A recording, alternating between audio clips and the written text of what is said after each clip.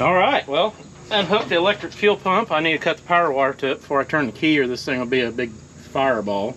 And it will start running off its own gas tank for the first time in about 25 years. Sound about right?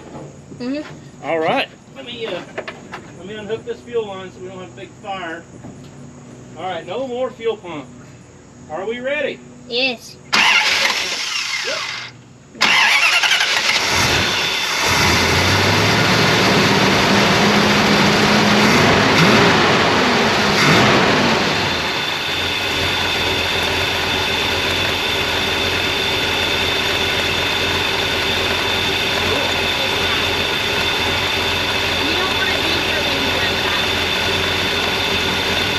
A lot to do that, isn't it? Is that cool though? I'll be drinking that gas.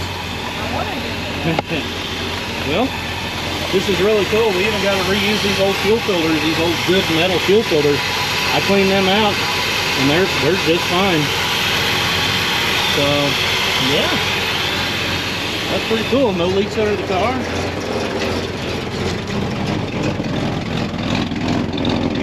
It's on the trailer.